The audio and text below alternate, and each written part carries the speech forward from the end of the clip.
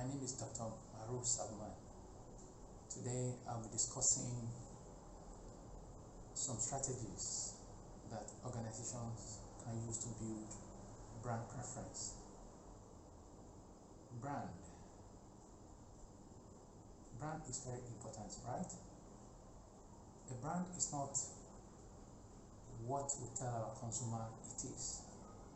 Rather, a brand is what the consumers are telling each other about what it is.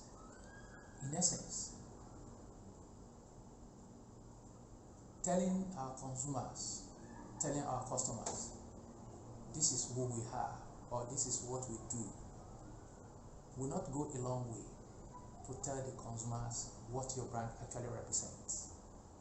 What you actually do in the marketplace will tell the customers what you are or who you are, in terms of how you're solving their problems, in terms of how your product and services are meeting or solving their problems, delivering values to them. And that is what the brand is all about. It's about the products, it's about the services you're producing that are solving the problems of your customers. In essence, when you're doing something great in the market, your brand becomes a preferred brand. The product and services you are producing become what the customers prefer to that of competitors. And that is what brand preference is all about. What is brand preference in essence? The brand preference refers to the degree to which consumers prefer your brand's offering to alternatives, or the degree to which your employees prefer to work with you than competitors. In essence, when you're able to create brand preference, it means that your customers will continue to buy from you, prefer to buy your products, prefer to buy your services instead of buying that of competitors. Today, you are not the only one in the market. There are so many other competitors. The marketplace is almost getting saturated with different products, with different services, with similar qualities, with similar prices, and all of that. So, if you're able to produce services that are preferred or products that are preferred by your consumers instead of that of competitors, then you've been able to create a kind of brand preference for yourself.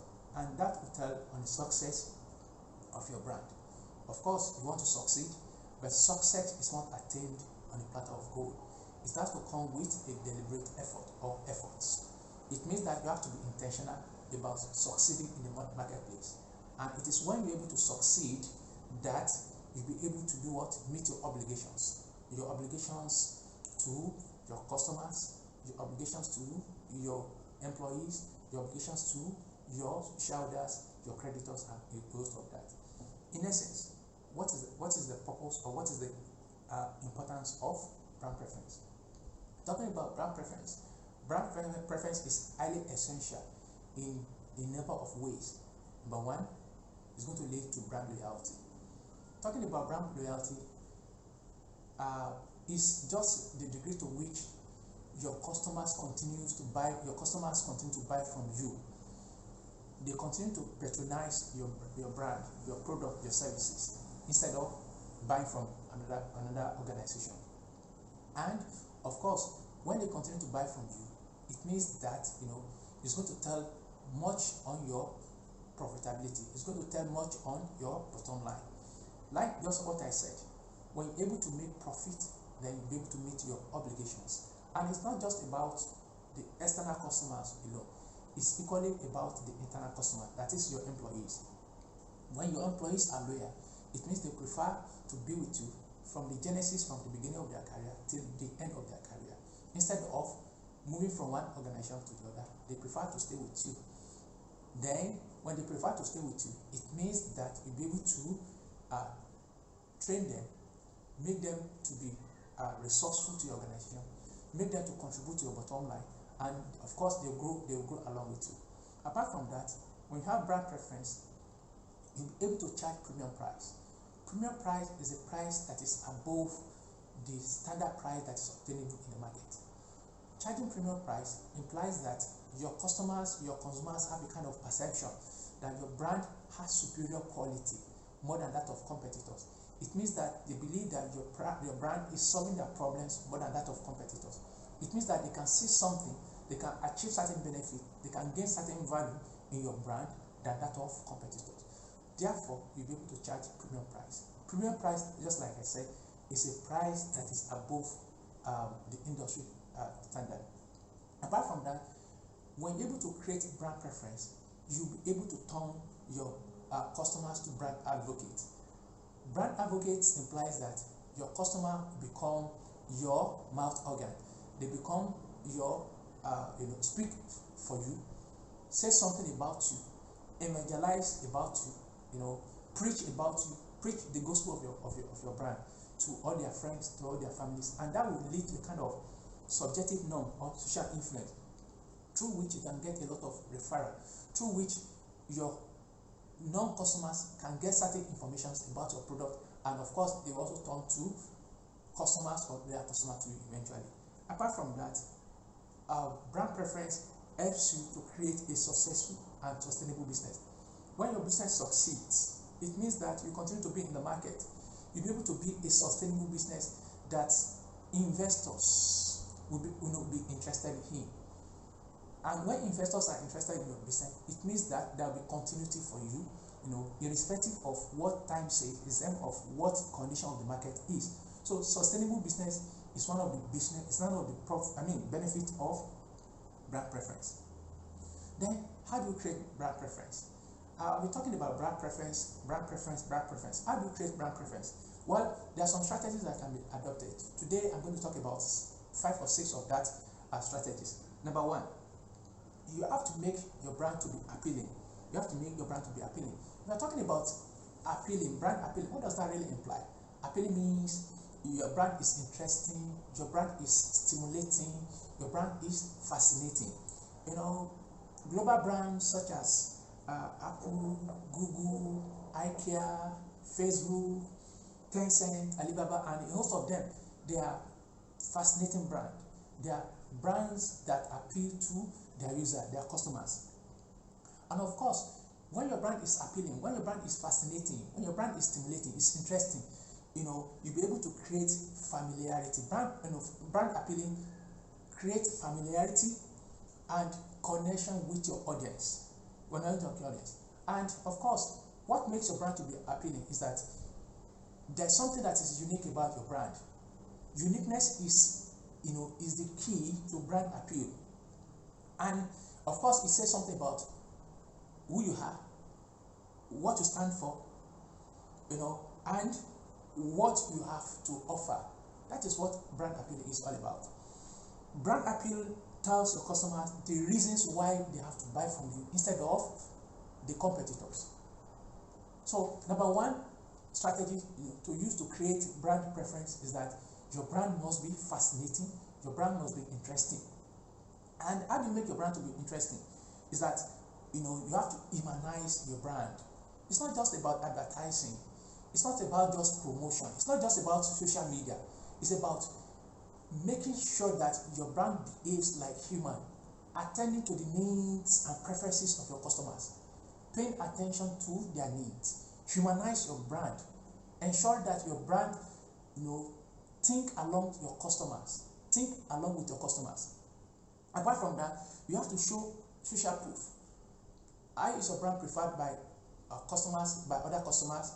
Can you show the proof, whether on social media, whether on any other platform? You have to show the social proof. You have to show the evidence. You have to show the reviews of your customers in terms of how they prefer your brand. Apart from that, you have to reward customer loyalty. Of course, when your customers are loyal to you, you have to reward. It's not just about them buying your product alone, right? But rather, you have to reward, the customer loyalty. You come up with different kind of promotions. You come up with kind of other activities that will reward your customers. So that is number 1. Number one strategy to use to create brand preference is that you have to make your brand to be appealing. Then number 2, you have to listen to your customers. Listening to your customer has to be deliberate. It has to be deliberate. Many organizations today are not listening to their customers again. Instead, they are talking, they are promoting, they are engaging advertisement, they are drawing different types of program with intention of selling their product. Today, instead of organizations to conduct research to find out about the needs and wants of their customer, listening to them attentively, they are not doing that again. Rather, they are just trying to promote their product, trying to advertise their product, coming up with different activities that ensure that they push their product to the customer. Whereas, what they're supposed to do is to listen attentively. Listening is not just about hearing the problems of your customer. No, it's not just about hearing the problems of your customer or picking up the phone or answering queries. It's not just about that. Listening goes beyond that. It requires paying closer attention to the problems of your customers. It requires being deliberate about helping your customers. Being deliberate about helping your customers is about knowing their pain points, and you try as much as possible to do something about it. So it's not just about advertisement. It's not just about promotion. It's about listening attentively. It's about paying attention, closer attention to their pains. And of course, you have to be deliberate about it. And when you listen to your customer, it's going to lead to improvement in customer retention. It's going to bring about increase in customer spending. Apart from that, it's going to create brand ambassador for you. That is listening to your customer. So number one is you have to make your brand appealing. Then number two, you have to ensure that you listen to your customers. Then number three, you have to emphasize benefit. One of the reasons or the main reasons why your customers are buying from you or that of competitors or from competitors is that the benefit they are going to get. Of course, every customer is interested in the benefit they want to gain from you. Of course, if they are spending their money, right? If they are spending their resources to buy your product, they are not just doing that because they want to do that. They are doing that because of the value they are going to get from your product. Then you have to emphasize the benefit, the values which your product, which your services will deliver to the competitors. Deliver to your consumers better than that of competitors.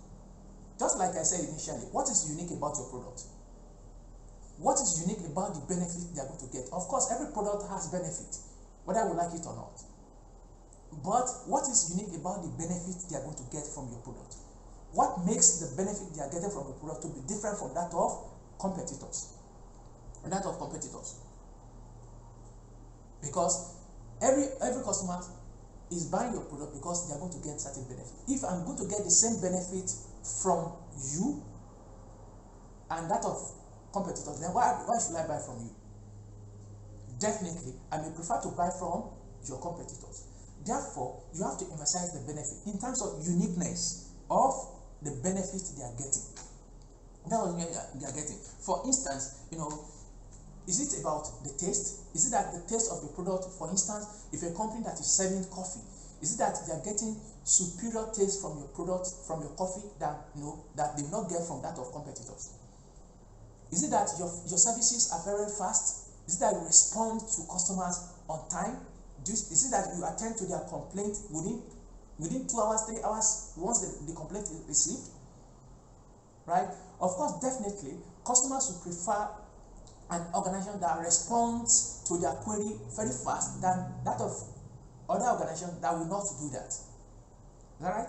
Then you need to emphasize the functional benefit they are going to get from your product. You need to emphasize emotional benefit. You need to emphasize the psychological benefit they are going to get from your product. And you're not just emphasizing, you're trying to compare yourself with that of competitors. You should be able to state specifically, these are the benefits you are going to get from us that you cannot get from that of competitors. This is about the point of parity, point of difference. Of course, like I said, every product has a kind of similarity. But what makes some product to be unique, to be different? You should emphasize the benefit. Then, apart from that, you have to engage your customers. You have to engage your customer. Customer engagement is very essential.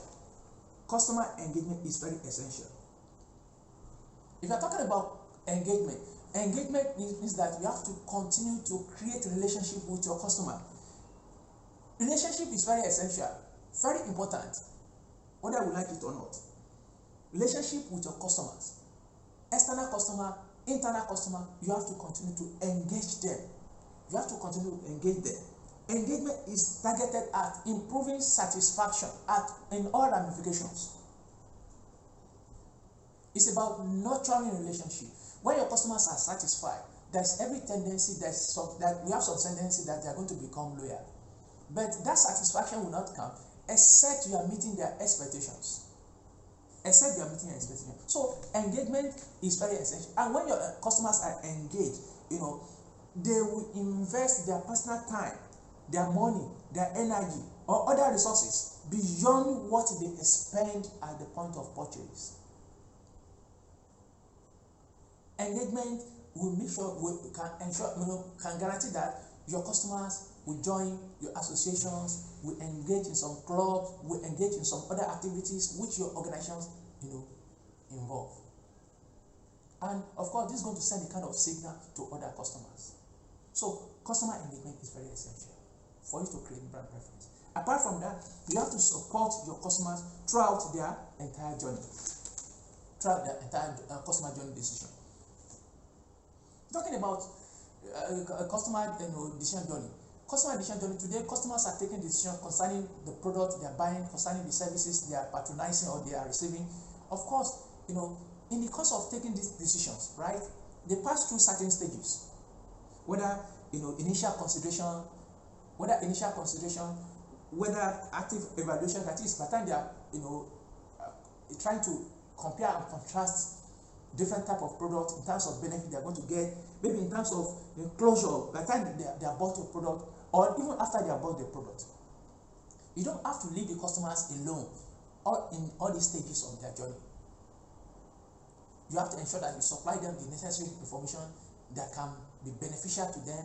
You have to tell them where they can get the product. You have to tell them about the price.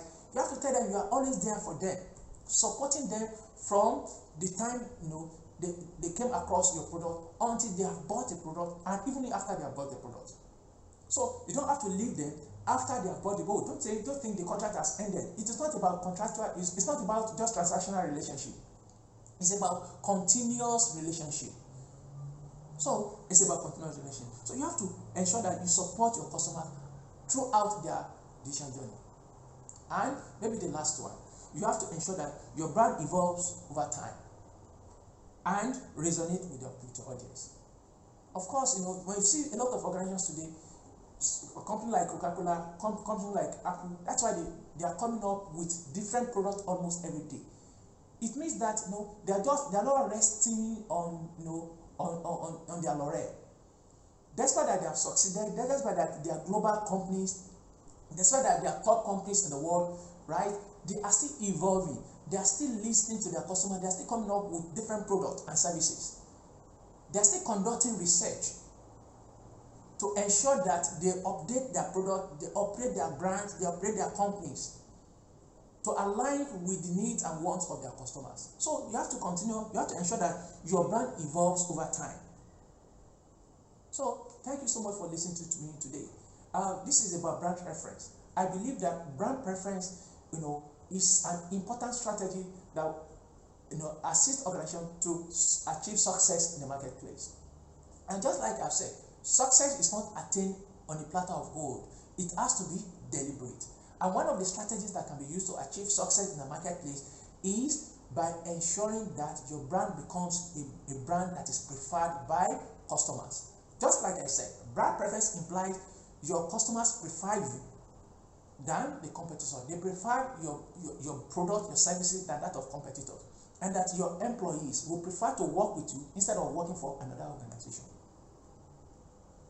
And I've also discussed the importance of brand preference. I said it can lead to brand loyalty, among others. It can lead to brand loyalty. It can bring about leading to success of your organization, making that your business become a sustainable business. And when your business becomes sustainable business, it means that your investor will prefer to do business with you instead of others. I've also discussed 6 strategies that can make your brand to become a preferred brand. You have to make sure that your brand becomes an appealing brand. You have to ensure that you listen to your customers. You have to ensure that you emphasize benefit. Benefits are the reasons why a customer buy from you instead of that of competitors. You have to engage your customers. When your customers are engaged, they will spend more than they are spending at the point of purchase, because they are going to engage with you in all applications. They join your club, they join your activities, they contribute to the development of your organization. Apart from that, you have to support your customers throughout the entire their decision journey. And like I also said, you have to ensure that your brand evolves over time. You don't need to be static. So thank you so much for listening to me today. I believe that this is going to be beneficial to all of us. Next time, see you again. Thank you so much.